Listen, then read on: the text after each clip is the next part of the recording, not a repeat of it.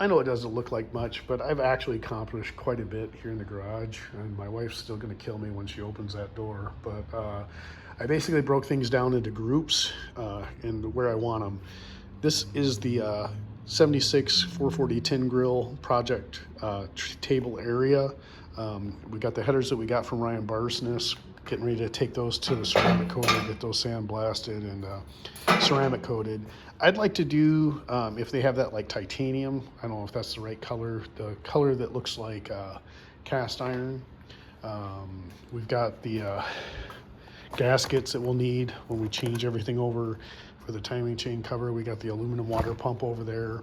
I got a double roller timing chain. We're going to use the Jack Pine's old solid lifter cam. And I've got that Street Dominator intake I got from Just Mopar Joe, and it came with the engine overhaul kit. And then I wound up getting a new one of these. This is the windage tray oil pan gasket. We wound up using the one that I originally got for the truck on the Jack Pine Savage, because when we first fired up the engine, the steel windage tray with 2 quart gaskets kept leaking. So I ordered a new one of those. Got the copper exhaust manifold gaskets. And this was what was really holding that project up. And special thanks to Dan Brewer, actually to Jed for getting me in touch with Dan Brewer. But this is a unicorn. This is a rare cryptid beast in itself. It's the bell housing for a 440 to mate up to the NP 435 Granny Gear 4-speed in a Dodge truck. Anyway, it's all been gone through and cleaned up, and can't wait to get it on the truck. So right now the only thing I'm missing for the truck would be a clutch. And what we're going to do is we'll throw the engine together, we'll get it to the dyno, and once we do that, let's see, it probably won't be until spring before, let it warm up before we actually try to do the engine swap in the truck. And the sad part is the truck's drivable right now. Just it leaks oil out of the rear main seal, so it's not really doing me much good. But definitely might get out and play with that a little bit. That's actually my wife's birthday present. I got her the TRD Pro roof rack for her 4Runner. And I was planning on trying to get that installed for her this week, but I was sick for the first 4 days of my week off here, so that's on the back burner. Now this table is my bargain sale table. If you guys see anything on this table that you think you might want, just let me know. What we got here is, this is a 440 car oil pan. It's the 6-quart pan with the windage stuff welded into it, and it's got the oil pickup tube. That's a Summit brand, I think. And then this is a forged 440 crank that's been professionally turned down to be able to run in the 400 block. And then this is a set of aftermarket pistons.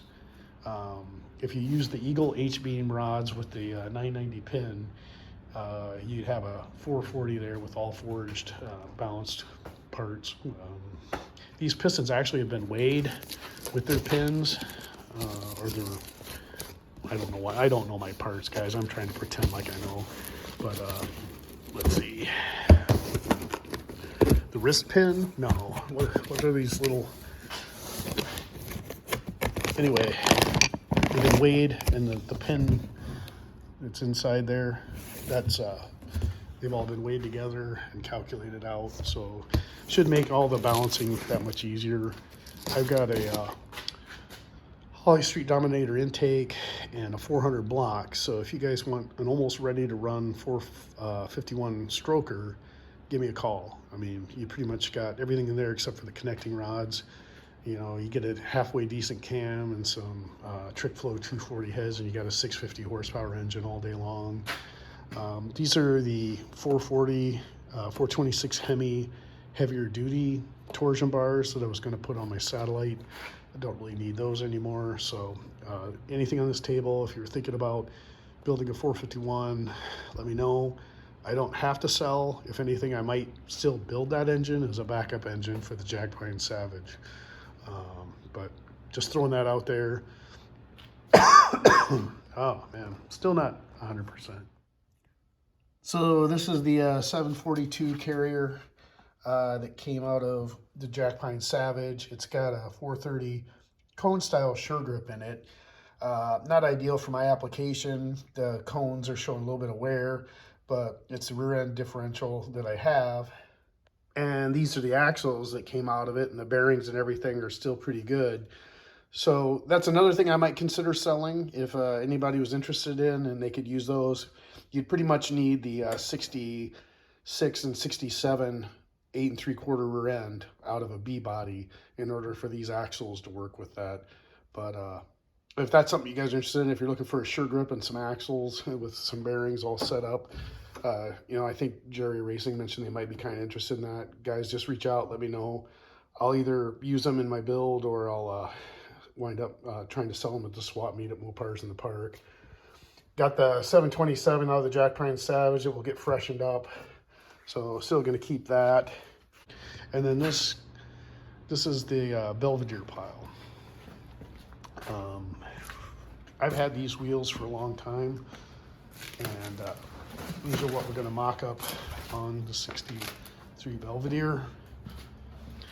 They're the 295 65R drag radials on 15 by 10 with 5.5 inch backspace. I've had these for about 7 years. The tires are getting kind of old and weather checked, but they're brand new, never used, so they'll be good for mock-up and might get some burnouts out of them. I was letting Ryan Bars try them out on his 69 Super B and his 71 Roadrunner when he thought he was going to bring a car down to No Name Nationals.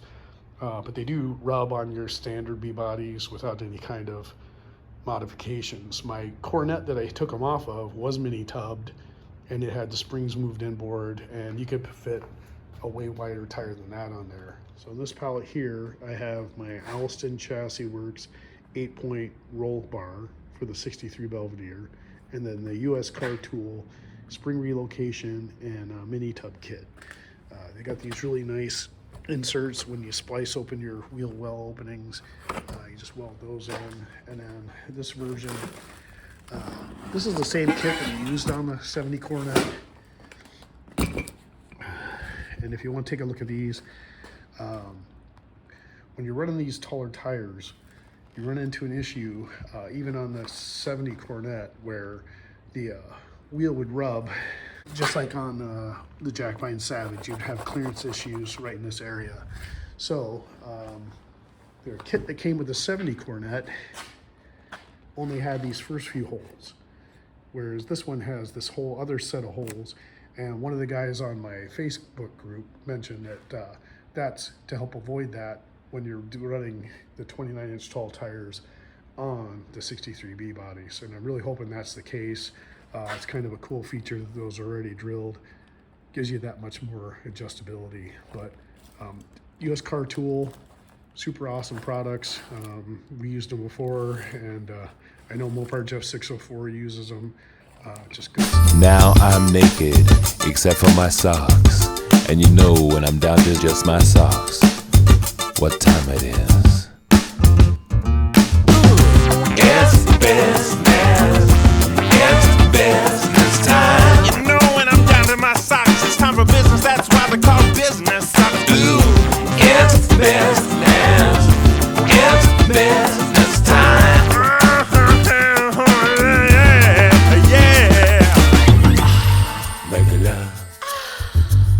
Make a love for. Make a love for two. Make a love for 2 minutes.